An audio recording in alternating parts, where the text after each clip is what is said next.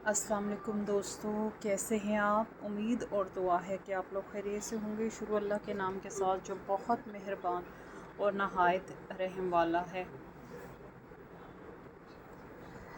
दोस्तों कल जो है ना मेरी ग्लासेस भी मिसिंग थी, तो मुझे सही तरह से आयत के नंबर नज़र नहीं आ रहे थे। तो कल जो है मैं जिस आयत पे मैंने ख़त्म किया था वो एक्चुअली 17 थी। 17 पे मैंने ख़त्म किया, लेकिन उस आयत पे जो नंबर था वो मिसप्रिंट था, गलती की वजह से 10 लिखा हुआ था। लेकिन कल हमने 17 आयत तक पढ़ा था। आज हम सूरह तौबा की 18 आयत से शुरू करेंगे। तो शुरू करते हैं। रब्बि इश्रह ली सदरी व यस्सिर ली अमरी वहलुल उक़दतम मिन लिसानी यफ़क़हू क़ौली।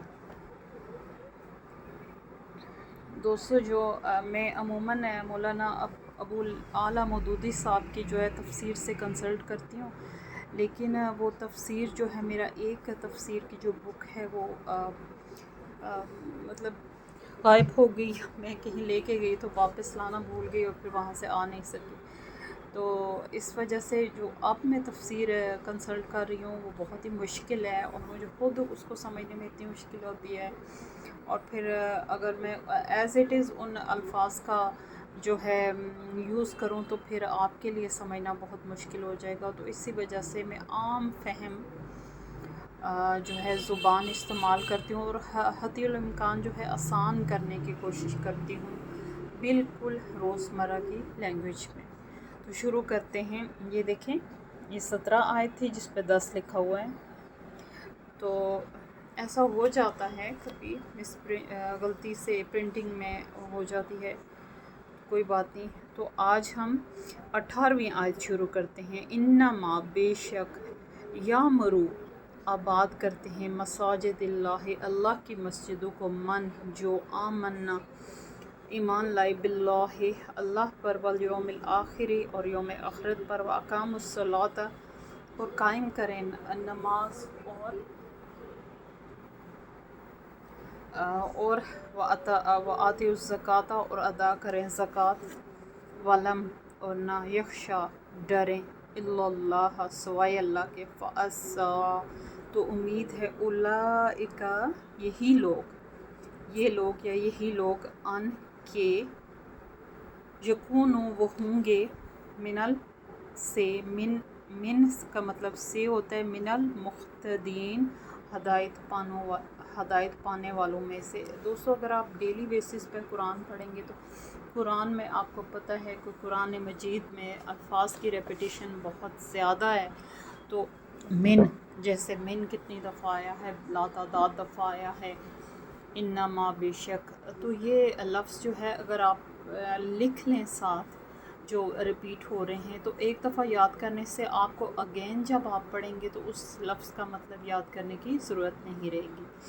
अब इसका तर्जुमा देख लेते हैं। बेशक आबाद करते हैं अल्लाह की मस्जिदों को जो ईमान लाएं अल्लाह पर और यौम आखिरत पर और कायम करें नमाज और अदा करें ज़कात और डरें और ना डरें अल्लाह से सवाए अल्लाह के।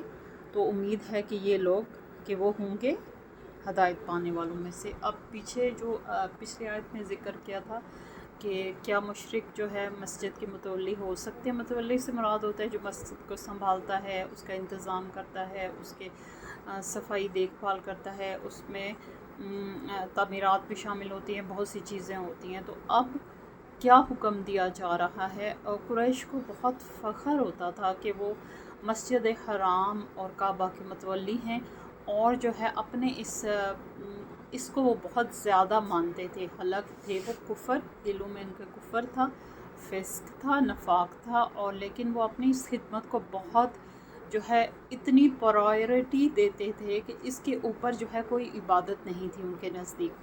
यानी कि हाजियों वगैरह को पानी पिलाना और जो है मस्जिद की देखभाल करना और उसके काम करना और जो है खिदमत करना हज के आने वालों के। लेकिन ये सब काम उस वक्त फ़लाह के ज़ुमरे में आते हैं जब आप साहिब ईमान हो। तो अब क्या कहा जा रहा है कि बेशक अल्लाह की मस्जिदों को आबाद कौन लोग करते हैं। अल्लाह पाक ने शर्त लगा दी, क्योंकि قریش میں بہت زوم تھا نا اس بارے میں کہ وہ بخشے ہوئے ہیں، اور جو ہے کیونکہ وہ ایسے نیک کام کر رہے ہوتے ہیں تو اس وجہ سے پھر یہ خود بخود جو ہے اس کی لائٹ کم ہو جاتی ہے دوستو۔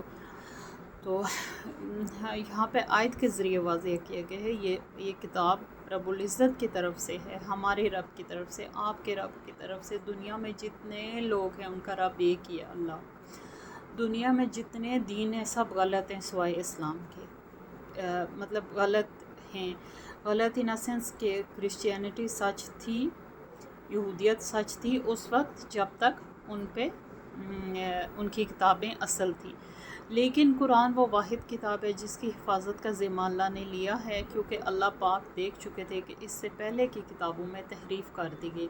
اب وہ کتابیں جن میں انسان اپنی طرف سے احکام ایڈ کر لے، کچھ کمی بیشی کر لے، تو پھر وہ اللہ کے جو ہے اس میں جو پارٹ ہوتا ہے وہ کم رہ جاتا ہے، انسانوں کا بڑھ جاتا ہے، تو وہ پھر اس کو ایز سچ اللہ کی کتاب ماننے میں تھوڑا تعامل ہوتا ہے۔ لیکن قرآن وہ واحد کتاب ہے، اور دنیا میں دیکھیں کہ ہر چیز اللہ کی پیدا کرتا ہے۔ دنیا کی رنگا رنگی دیکھیں، کتنے ملک ہیں، ہر زبان لینگویج مختلف ہے، لوگ مختلف ہیں، کلچر مختلف ہے، لیکن انسان کی بناوٹ ایک ہے۔ زمین و آسمان وہاں کے ایک ہیں، وہاں کے جانور ایک جیسے ہیں، وہ بولتے ایک جیسے ہیں، وہاں کے جو نیچر ہے یا جو اللہ کریٹڈ تھنگ ہیں، اللہ کی ہر چیز کریشن ہے، وہ ہر جگہ ایک جیسی ہے، چاہے وہ ڈریگن کو مانتے ہوں، چاہے وہ بدھ مت کے ہوں، چاہے وہ کسی مذہب سے بلونگ کرتے ہوں۔ تو یہ چیز ہے، یہ انسان کو سوچنے پر مجبور کرتی ہے کہ اللہ ایک ہے۔ انسان کسی اور مذہب سے تعلق رکھنے والا اگر غور و فکر کرے تو وہ یہ سوچ سکتا ہے کہ مجھے بھگوان نے پیدا کیا اور اس کو اللہ نے پیدا کیا، تو ہم دونوں سیم کیسے ہیں، ہمارا سسٹم سیم کیسے ہے؟ کیا سب نے اللہ کی نقل کی ہے یا اللہ نے بھگوان کی نقل کی ہے؟ یہ ایسا نہیں ہوتا دوستو۔ سب پوری کائنات کا مالک ایک رب ہے، اور یہ ساری زمین اور اس جیسی ہزاروں زمینیں جن سے جو انسان کی آنکھ اور ذہن سے ناشنا ہے، ان سے وہاں تک انسان کی رسائی نہیں ہے، وہ بھی اللہ کی کریشن ہے۔ ایک رب واحد اس کائنات کا۔ تو وہ رب فرما رہے ہیں کہ جو مساجد کی خدمت وہ لوگ کرتے ہیں، کون لوگ کر سکتے ہیں؟ جو کہ اللہ پر ایمان لاتے ہیں، روز آخرت پر ایمان لاتے ہیں، زکوٰۃ ادا کرتے ہیں، نماز پڑھتے ہیں، اور سوائے اللہ کے کسی سے نہیں ڈرتے۔ اگر کوئی فیل کرتے ہیں تو اللہ کے لیے، اور اگر نہیں کرتے تب بھی اللہ کے لیے۔ تو امید ہے کہ اگر یہ لوگ مسجد کی خدمت کریں گے تو پھر ان سے یہ امید کی جاتی ہے کہ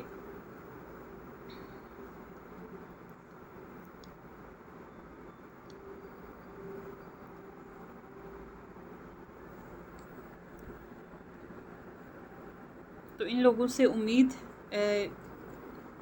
یہ امید رکھ سکتے ہیں کہ اللہ تعالیٰ ان کو بخش دے گا۔ ان کے عمل مساجد کی خدمت کے ساتھ اگر ان کا عمل جو ہے اسلام پر مبنی ہے، اگر وہ اسلام قبول کیے ہوئے ہیں اور ایمان ان کے اندر پوری طرح سے راسخ ہے، تو ایسے لوگ جو ہیں امید ہے کہ اللہ کی فلاح کے زمرے میں آئیں گے، اللہ ان کو بخش دے گا، پورا یقین ہونا چاہیے۔ اجعلتم کیا بنا لیا تم نے سقایۃ پانی پلانا، حاجیوں کو، وعمارۃ المسجد الحرام اور آباد کرنا مسجد حرام کو، کمن مانند اس شخص کے آمن جو ایمان لایا اللہ پر، باللہ اللہ پر، والیوم الآخر اور یوم آخرت پر، وجاہد اور اس نے جہاد کیا، فی سبیل اللہ اللہ کے راستے میں۔ اب اس آیت میں کیا کہا جا رہا ہے کہ کیا بنا لیا تم نے پانی پلانا حاجیوں کو اور آباد کرنا مسجد حرام کو، مانند اس شخص کے جو ایمان لایا اللہ پر اور یوم آخرت پر، اور اس نے جہاد کیا، فی سبیل اللہ اللہ کے راستے میں۔ بہت واضح یہ کتاب ہے، بہت کھلی ہوئی ہے، اس میں کسی قسم کا کچھ بھی چھپا ہوا نہیں ہے۔ چھپا ہوا کیوں نہیں ہے؟ کیونکہ یہ سمجھنے اور سمجھانے کے لیے آئی ہے، یہ لوگوں کے ہدایت کی راہ دکھانے کے لیے آئی ہے۔ اس میں کوئی شک و شبہ والی بات نہیں ہے، اس میں کوئی جو ہے چیز ہڈن نہیں ہے۔ اس وجہ سے اللہ تعالیٰ ہر چیز کو اس طرح کھول کر بیان کرتے ہیں کہ 3 یا 3.5 سال سے اوپر کا بچہ بھی اسے سمجھ سکتا ہے۔ اگر اس کی لرننگ اس طرح کی ہو تو وہ اس کو ایزیلی سمجھ جائے گا۔ کیا بنا لیا تم نے پانی پلانا حاجیوں کو اور آباد کرنا مسجد حرام کو، مانند اس شخص کے جو ایمان لایا اللہ پر اور یوم آخرت پر اور وجاہدہ، اور اس نے جہاد کیا اللہ کے راستے میں۔ یعنی کہ قریش کو تو ظلم تھا کہ وہ مسجد کی دیکھ بھال کرتے ہیں اور دوسرے حاجیوں کو پانی پلاتے ہیں، یعنی حاجیوں کی خدمت کرتے ہیں۔ تو اللہ تعالیٰ نے ان سے یہ سوال ہی کیا ہے کہ کیا تم نے اس چیز کو بنا لیا، تمہاری بخشش کا سبب یہ بن جائے گا اور یہ اس چیز سے اوپر ہو جائے گا کہ اس شخص سے یہ اوپر عمل ہے جو کہ ایمان لایا اللہ پر اور یوم آخرت پر اور جس نے جہاد کیا اللہ کے راستے میں۔ کیا یہ 3 مین مرکزی کردار جو اسلام کے ہیں، کیا یہ ان سے بازی لے جائے گا؟ مشرکوں کا حاجیوں کو پانی پلانا اور مسجد کا متولی ہونا، کیا مشرک ہو کر تم یہ 2 عمل کر کے اپنی بخشش کا وہ جو ہے امید رکھتے ہو؟ اور اللہ کوئی اتنا بے انصاف ہے کہ اللہ اس کے مقابلے میں اس شخص کو نہیں دیکھے گا جو کہ اللہ اور اس کے رسول پر ایمان لایا اور آخرت پر ایمان لایا اور جس نے جہاد جیسا کٹھن اور بہت زیادہ اجر و ثواب کا حامل جو عمل ہے اس نے وہ کیا۔ لا نہیں یستوانا برابر ہو سکتے عند اللہ اللہ کے نزدیک، واللہ اور اللہ لا یہدی القوم الظالمین نہیں ہدایت دیتا ظالم قوم کو۔ اب بہت صاف اور واضح الفاظ میں فرمایا جا رہا ہے کہ کسی طرح یہ دونوں لوگ جو ایمان لائے، دونوں کون سے لوگ؟ ایک وہ لوگ جو مشرک ہو کر مسجد کے متولی ہیں اور حاجیوں کو پانی پلاتے ہیں، اور دوسرے وہ لوگ جو ایمان لائے اللہ پر، اس کے رسول پر اور یوم آخرت پر اور انہوں نے جہاد کیا، یہ بالکل برابر نہیں ہو سکتے۔ جو دوسرے لوگ ہیں ان کا پلڑا ہر وقت بھاری رہے گا، اور کفار کو تو کسی ان کے عمل کا بھی ثواب نہیں ہے، یہاں تک کہ جب تک وہ توبہ نہ کر لیں، سچی توبہ نہ کر لیں اور اسلام کے دائرے میں نہ آ جائیں۔ اس کے بعد کفر کے اندر رہتے ہوئے جتنی ان کی باتیں نا، جتنے ان کے خیالات ہیں نا، وہ محض خیالات ہیں جن کا کوئی وجود نہیں ہے، جن کی کوئی جڑیں نہیں ہیں، جن کی اندر کوئی مضبوطی نہیں ہے، وہ صرف کھوکھلے دعوے ہیں۔ تو اللہ کے نزدیک یہ لوگ برابر نہیں ہو سکتے، اور اللہ تعالیٰ کبھی بھی ظالم لوگوں کو ہدایت نہیں دیتا۔ ظالم، یہاں ایک تو ظالم کی 2 کیٹیگریز ہوتی ہے، ایک وہ جو 2 بندے لڑے ہو ایک دوسرے پر ظلم کرے، اور دوسرا جو ایکچولی اسلام جس کو ظالم کہتا ہے وہ ہے جو شرک کرے۔ تو اللہ تعالیٰ جو مشرک لوگ ہیں نا، اور جو اپنا پے در پہ واقعات اور پے در پہ جو ہے مواقع ضائع کر کے، ایون اپنے اندر سے اٹھے ہوئے رسول کی مخالفت کر کے، اس کے اوپر نازل ہونے والی کتاب کی مخالفت کر کے خود کو کفر کے جو ہے آئمات الکفر بنا لیتے ہیں، تو ایسے لوگوں کو اللہ تعالیٰ ہدایت نہیں دیتے۔ الذین وہ لوگ آمنوا جو ایمان لائے، وہاجروا انہوں نے ہجرت کی، وجاہدوا اور جہاد کیا، فی سبیل اللہ اللہ کے راستے میں، باموالہم اپنے مالوں کے ساتھ، وانفسہم اور اپنے نفسوں کے ساتھ، اعظم زیادہ بڑے ہیں، درجات درجے میں، عند اللہ اللہ کے نزدیک، وَأُولَئِکَ اور یہی لوگ ہم الفائزون اور یہی کامیاب ہونے والے ہیں۔ سبحان اللہ۔ آپ کفار بھی اگر اس کو پڑھیں گے نا قرآن کو، تو ان کے لیے کسی قسم کی کوئی چیز جو ہے مشتبہ نہیں رہے گی۔ وہ لوگ جو ایمان لائے اور انہوں نے ہجرت کی اور جہاد کیا اللہ کے راستے میں، اپنے مالوں کے ساتھ اور اپنے نفسوں کے ساتھ زیادہ بڑے ہیں درجے میں اللہ کے نزدیک، اور یہی وہ لوگ ہیں جو بہت زیادہ کامیاب ہونے والے ہیں۔ سبحان اللہ۔ دوستو ہر آیت پر سبحان اللہ کہا کریں، کیونکہ سبحان واقعی آیت جب اس کے میننگ اور مطالب کے ساتھ پڑھی جائے تو آپ کے منہ سے بے اختیار نکلتا ہے سبحان اللہ، اور سبحان اللہ کہنے سے جنت میں ایک درخت بھی آپ کے نام کا لگ جاتا ہے۔ وہ لوگ اچھا اب اللہ تعالیٰ فرما رہے ہیں کہ وہ لوگ جو ایمان لائے، ایمان لانا ہی اس وقت بہت کٹھن تھا، ہر بندہ ایمان نہیں لا سکتا تھا۔ وہ دل جس کے دل کی مٹی نرم تھی اور جس پر آپ صلی اللہ علیہ وسلم کا پیغام پہنچا اور اس دل نے اس کو قبول کیا، ابزارب کیا اپنے اندر، سوچا اور پھر ایمان لایا، اپنے قبیلے کو، اپنے قبیلے کے اثر و رسوخ کو، سرداروں کو، اپنے بیوی بچوں کو، اپنے مال مویشیوں کو، اپنے زر اور مال کو چھوڑ کر اسلام لانا ہی کتنی بڑی بات تھی۔ آج بھی ایک بہت بڑی بات ہے۔ آج بھی آپ نو مسلم دیکھیں گے کافی زیادہ مختلف مذاہب سے اسلام قبول کر رہے ہوتے ہیں، اور یہ بہت بڑی بات ہے دوستو، بہت بڑی بات ہے کہ کس طرح وہ اپنے چھوڑ کے اپنا سب کچھ اسلام قبول کرتے ہیں۔ میں کس طرح اس کی لائٹ کو کروں، مجھے تنگی ہوتی ہے جب یہ بلیک شیڈو سا آ جاتا ہے۔ تو اینی ویز، تو اللہ پاک فرما رہے ہیں کہ وہ لوگ جو ایمان لائے، ایمان لانا کتنا کٹھن تھا، اور جنہوں نے ہجرت کی، ہجرت کرنے کا کیا مطلب ہے؟ اپنے بیوی بچوں، مال زر، خوبصورت حویلیوں کو، وہ گھر جو آپ کے لیے آرام کی جگہ تھے، وہ گھر جو آپ کے پسندیدہ تھے، آپ کے ہاتھوں سے تعمیر کردہ تھے، ان کو چھوڑنا، اپنی اولاد کو چھوڑنا، اپنے رشتوں کو چھوڑنا، اپنے کاروبار کو چھوڑنا، اور آپ صلی اللہ علیہ وسلم کے ساتھ ہجرت کرنا اور جہاد کرنا۔ جہاد بھی آپ سے جان اور مال دونوں کی قربانی مانگتا تھا، اور جہاد اس وقت کرنا اس لیے مشکل تھا کہ مسلمان تعداد میں کم تھے اور کچھ کمزور تھے، اور قریش کے پاس مال و اسباب زر سب کچھ بہت زیادہ تھا، اور ساتھ ان کے یہودی اور عیسائی قبیلے بھی ملے ہوئے تھے۔ تو اس صورت میں جہاد کرنا بہت مشکل ہو جاتا تھا، اور اس میں پوری جان نثاری کے ساتھ شرکت کرنا ایک بات ہے، یہ بات کہنے کی حد تک ایک بات ہے، لیکن اگر آپ سوچیں تو یہ ایک بہت بڑا ایکٹ تھا۔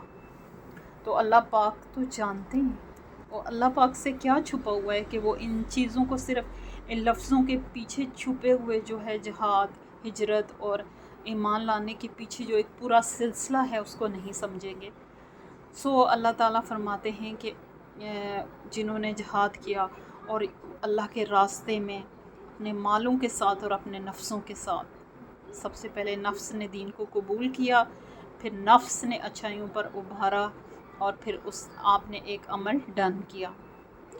اللہ کے نزدیک یہ بہت بڑے ہیں درجات میں، یہ عمل بہت بڑے ہیں درجات میں اللہ کے نزدیک، اور یہی وہ لوگ ہیں جو کہ کامیاب ہونے والے ہیں۔ سبحان اللہ، کتنی واضح خوشخبری ہے ان لوگوں کے لیے جنہوں نے یہ اعمال کیے۔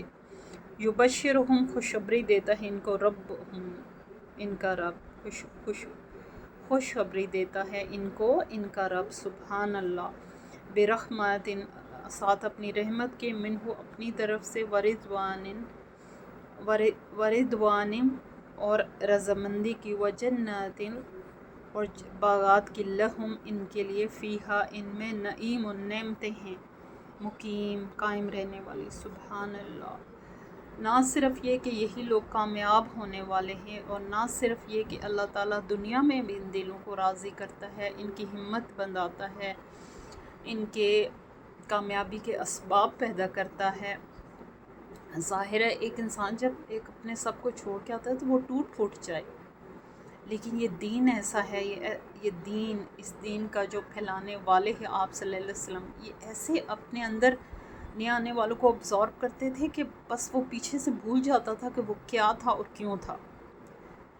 تو اللہ پاک نہ صرف دنیا میں ان کی تائید کر رہے ہیں بلکہ آگے بھی जन्नत एक ऐसी जगह जिस पर फ़रिश्तों ने ये समझा, जब जन्नत अल्लाह पाक ने तैयार की तो फ़रिश्तों ने ये समझा कि शायद उनकी इबादत के और रियाज़त के जो है सिले के तौर पर जो है ये जन्नत तैयार की गई है।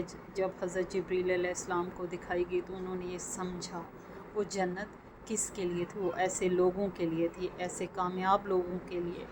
और उस जन्नत, ना सिर्फ जन्नत एक जगह है बल्कि वो नेमतों से भरी हुई एक बहुत खूबसूरत एक रहाइश का है उन लोगों की जिनका ईमान अल्लाह ने कबूल कर लिया और जो मोमिनीन में से हुए। सुबहान अल्लाह। और इसके बावजूद मुस्लिमीन में से भी कुछ लोग हैं जो अल्लाह के रहमत के दायरे में ज़रूर आएंगे, क्योंकि अल्लाह ताला ने किसी के अमाल की बिना पर उन्हें नहीं बख्शना। अल्लाह ने अपनी रहमत से हर इंसान को बख्शना है और वो हमेशा फरमाता है कि मैं जिसको चाहे बख्श दूँ।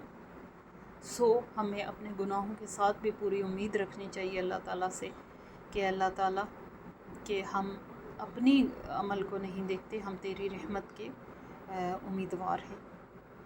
खालिदीन फ़ीहा अबदा, हमेशा रहने वाले हैं इनमें हमेशा हमेशा। इन्नल्लाह, बेशक अल्लाह ताला, इंदहु, इसके पास, अजरुन अज़ीम, अजर है बहुत बड़ा। सुबहान अल्लाह। कि जन्नत एक ऐसी जगह है कि वहाँ जाके मौत नहीं आएगी और एक ऐसी ज़िंदगी मिलेगी जो दायमी होगी और वो नेमतें ऐसी होंगी जो दायमी होंगी। ये दुनिया तो एक मुसाफिर सफ़र है और मुसाफिर की एक सफ़र की जगह है और जो है इसमें बहुत सारी कठिनाइयाँ भी हैं, मुश्किलात भी हैं और आजमाइश भी है। लेकिन जन्नत में ये सब चीज़ें नहीं होंगी। वहाँ सिर्फ़ आपकी इस ज़िंदगी का एक बदल दिया जाएगा, आपकी ज़िंदगी का अजर दिया जाएगा, आपकी ज़िंदगी, आपके नेक कामों का फल दिया जाएगा, उसको जन्नत कहते हैं। और वो नेमतों से भरी होगी और उसमें हमेशा हमेशा की ज़िंदगी होगी। और ये कितनी बड़ी बात है, उसमें मौत नहीं होगी। सुबहान अल्लाह। तो अल्लाह के पास अपने बंदों के लिए अजर अज़ीम है।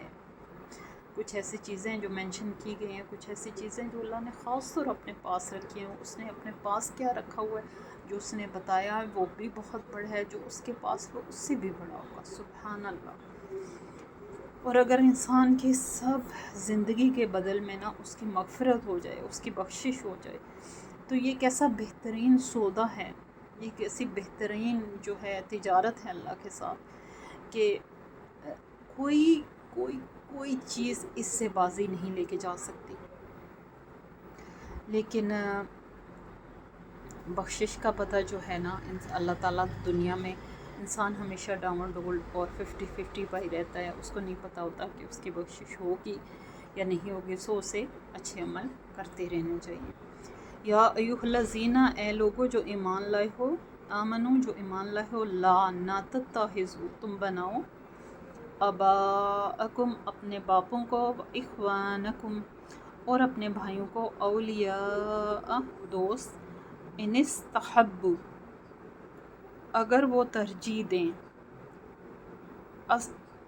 इनिस्तहब्बुल कुफ्रा, अगर वो तरजीह दें कुफ्र को, अलल ईमान, ईमान पर, वमन यतवल्लहुम, और जो कोई दोस्त बनाएगा इनको, मिनकुम, तुम में से, फ़उलाइका, तो यही लोग, हुमुज़्ज़ालिमून, वो हैं जो ज़ालिम हैं। सुभान अल्लाह।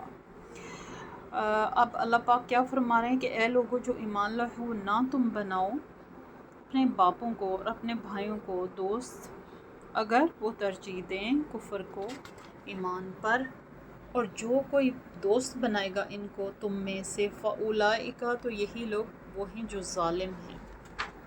बहुत वाज़ेह हदायत उन लोगों के लिए जो उस वक्त के मुस्लिम थे और आज के लोगों के लिए भी जो नो मुस्लिम होते हैं। वो अपने पीछे एक भारी कबीला छोड़ के आते हैं और इतने कुछ अल्लाह के वो ब्लेस्ड, मैं कहती हूँ कि बहुत ही वो ख़ास बंदे होते हैं जो नो मुस्लिम होते हैं। हमें उनसे इस्लाम को सीखने की ज़रूरत है। हमारा इस्लाम रिवाइव होता है जब हम उनकी बातें सुनते हैं और हमारी आंखों से आंसू जारी हो जाते हैं कि ये वो इस्लाम है जिसको हमें समझना चाहिए था, लेकिन उन्होंने समझ लिया। بے شک وہ اللہ کے بہت بلیسڈ بندے ہوتے ہیں۔ اور کتنے ہی لوگ ہیں جو اپنے ساتھ اپنی فیملیز کے کچھ تو ساری فیملیز کو کنورٹ کر لیتے ہیں اسلام میں، اور کچھ ایسے ہوتے ہیں جو اپنے 2-3 بہن بھائیوں والدین میں سے کسی ایک کو کنورٹ کر لیتی ہیں، اور کتنا بڑا درجہ ہے اور کتنے خاص لوگ ہیں وہ اللہ کے۔ اور وہ آپ صلی اللہ علیہ وسلم کی جب بات کرتے ہیں تو ان کی آنکھوں میں آنسو آ جاتے ہیں، اور ہم جو پیدائشی مسلم ہیں آپ صلی اللہ علیہ وسلم کی بات کرتے ہیں تو ایسے ہی اسپاٹ رہتے ہیں جیسے ہم نے کسی ایک ہستی کا نام لیا ہے جس کے افعال، جس کے کردار، جس کی اتنی بڑی ہستی کے بارے میں اگر ہم کچھ جانتے ہوں تو وہ چیز یقیناً ہماری آنکھوں میں آنسو لے آئے، لیکن ہمارے چہرے اسپاٹ رہتے ہیں۔ اللہ تعالیٰ ہمیں بھی اچھا مسلمان بننے کی توفیق عطا فرمائے۔ یہ اس کی کتنی بلیسنگ ہے کہ اس نے ہزاروں ادیان میں سے، ادیان تو شیطان کے بنائے ہوئے ہیں، انسانوں کے تو نہیں بنائے ہوئے، تو اس نے ہزاروں، یہ جو باقی دین ہیں اسلام کے علاوہ جو چل رہے ہیں آج کل، تو وہ سب جو ہے شیطان ان کا پیروکار ہے۔ تو اللہ کتنی بڑی بلیسنگ ہے کہ ہم ایک مسلم گھرانے میں پیدا ہوئے ہیں اور آپ صلی اللہ علیہ وسلم کی امت میں پیدا ہوئے ہیں، اور یہ بات ڈیلی ہمیں ریوائز کرنے کی، اپنے ذہن میں لانے کی بہت ضرورت ہے۔ اب ان لوگوں سے جو کہ ایمان لا چکے تھے، اور دوستو آپ جانتے ہیں کہ ایمان لانے والے اپنا گھر بار، رشتے ناتے، بچے بیوی، دوست احباب سب کو چھوڑ کے آتے ہیں، اور اللہ تعالیٰ نے فیملی سٹرکچر اس طرح کا کچھ بنایا ہوتا ہے کہ انسان کو اپنی اولاد سے بہت محبت ہوتی ہے، بہن بھائیوں کو ایک دوسرے سے بہت محبت ہوتی ہے، ماں کی ایک سرٹن جگہ ہے جس کی جگہ کوئی نہیں لے سکتا۔ تو یہ اتنے رشتے ہوتے ہیں کہ انسان جب سوچتا ہے کہ ان سے دوری کا سوچتا ہے تو وہ اس کا دم گھٹ جاتا ہے۔ لیکن یہ آیات کیا فرما رہی ہیں کہ جب آپ ایمان لے آئیں تو تم اپنے بھائیوں اور باپوں کو، ٹھیک ہے، اپنا دوست نہ بناؤ۔ کس بنا پر دوستی ہونی چاہیے؟ ایمان کی بنا پر۔ اگر وہ کفر پر ڈٹے ہوئے ہیں اور تمہیں لگ رہا ہے کہ وہ تمہارے پیچھے آنے والے نہیں ہیں اور اپنے جو ہے کفر پر قائم رہنے والے ہیں، تو ان سے دوستی مت کرو، ان سے منہ پھیر لو۔ دوستی کی بنیاد اب ایمان ہونی چاہیے، اور جو کوئی ایمان میں آ کر پچھلے رشتوں کو نبھائے گا اور کفر کے رشتوں کو نبھائے گا اور آدھا تیتر اور آدھا بٹیر بنے گا، تو ایسے لوگوں کو اسلام پسند نہیں کرتا، ان کا دین کامل نہیں ہوتا۔ مطلب یہ کہ اس دین نے ان کے دل کو ٹچ نہیں کیا اور اوپر سے گزر گیا۔ کل کہہ دیجئے، ان اگر کانوں ہیں آباؤکم تمہارے باپ، و ابناؤکم اور تمہارے بیٹے، و اخوانکم اور تمہارے بھائی، و ازواجکم اور تمہاری بیویاں، و عشیرتکم اور تمہارے خاندان، و اموال اور مال، و اموالو نک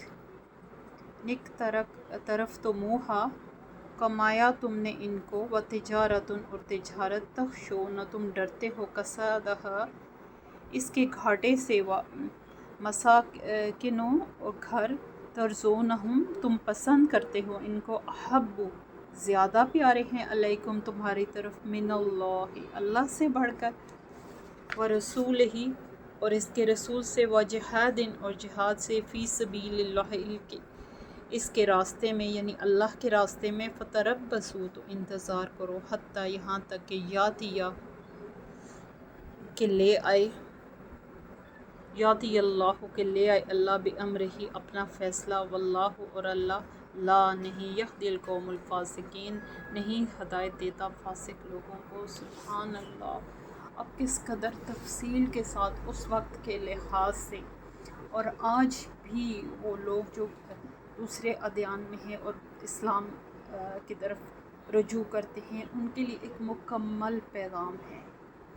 اللہ تعالیٰ فرماتے ہیں کہ کیا تمہارے جو ہے بھائی، رشتے ناتے، بیویاں اور تمہارے جو خاندان ہیں اور تمہاری تجارت، خاص طور پر اس وقت تجارت ہوتی تھی نا، اور یا کاروبار آج کے کر لیں، اور یہ سب تمہیں اللہ اور اس کے رسول اور جہاد سے زیادہ پیارے ہیں، یا کہ تم کچھ ایسا مطلب سپوز کر لیں کہ مشرکین مکہ تجارت کر رہے ہیں، جب وہ مسلمان ہو جائیں گے تو ان کی ادھر تجارت ادھر ہی رہ جائے گی، انہیں لا محالہ ہجرت کرنا ہوگی، کیونکہ ہجرت ضروری ہو گئی تھی، کیونکہ جس لوگوں نے اسلام پر عمل کرنا تھا ان کے لیے مکہ کا ماحول ناموافق تھا۔ تو آپ صلی اللہ علیہ وسلم نے جب ہجرت کا ارادہ کیا تو لازمی بات ہے کہ آپ نے وہاں سب کچھ مال زر چھوڑ کے ہجرت کرنی تھی۔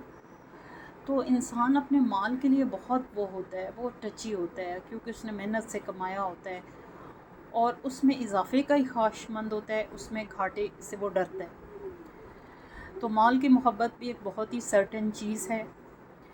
تو اللہ تعالیٰ کہتے ہیں کہ کیا یہ کاروبار جو اس کے حکم سے ہوتے ہیں، بے شک ان میں نقصان سے ڈرتے ہو، یا یہ رشتے یا وہ گھر جنہیں تم نے بڑی محنت سے بنایا، خوبصورت گھر جو تمہارے لیے بہت راحت کی جگہ ہیں، اور تمہاری پوری فیملیز، خاندان، تو یہ چیزیں اگر تمہیں اللہ، اس کے رسول اور جہاد سے زیادہ پیاری ہیں تو انتظار کرو پھر، یہاں تک کہ اللہ لے آئے گا اپنا فیصلہ۔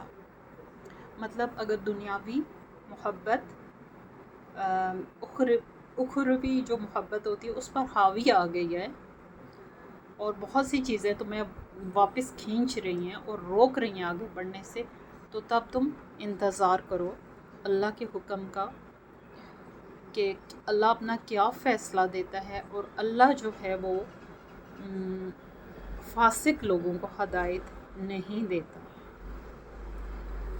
ظاہر ہے اب یہاں پہ تھوڑی ڈاواڈول کیفیت بتائی گئی ہے اور تھوڑا سا منافقانہ کہ آپ چاہیں کہ آپ مسلم بھی ہو جائیں، آپ کا سب کچھ قائم بھی رہے، تو ایسا نہیں ہوتا۔ یہ ایک ایسا کٹر فیصلہ ہوتا ہے جس میں ڈو اینڈ ڈائی والی سچویشن ہوتی ہے، اور آپ کو لا محالہ ایمان لا کے کفر سے نجات پانی ہوتی ہے، اور کفر کے اندر جتنا کچھ ہوتا ہے اس سے بھی نجات پانی ہوتی ہے۔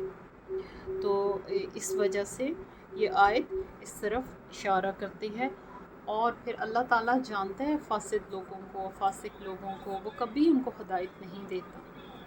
وہ دیکھتا ہے کہ جو بالکل 90% پیچھے کی محبت لیے بیٹھا ہے، مال کی محبت لیے بیٹھا ہے، نقصان سے ڈر رہا ہے، رشتوں ناتوں کی محبت سے جوڑا ہوا ہے، اور صرف وقتی حالات کے تحت جو ہے اپنا فائدہ جان کر اسلام قبول کر رہا ہے، تو پھر اللہ تعالیٰ تو خوب، اسی لیے تو کہتے ہیں کہ وہ نیتوں کا حال بہت جانتا ہے، بہت بخوبی جانتا ہے۔ تو دوستو آج ہم نے یہاں تک ہی پڑھا، اور آیت جو ہے یہ ہے 24 آیت ہے۔ ہم نے 17 سے شروع کیا، 18 آیت سے شروع کیا اور 24 آیت تک پڑھا، تو یہاں ختم کرتے ہیں اور اجازت چاہتی ہوں۔ اللہ حافظ۔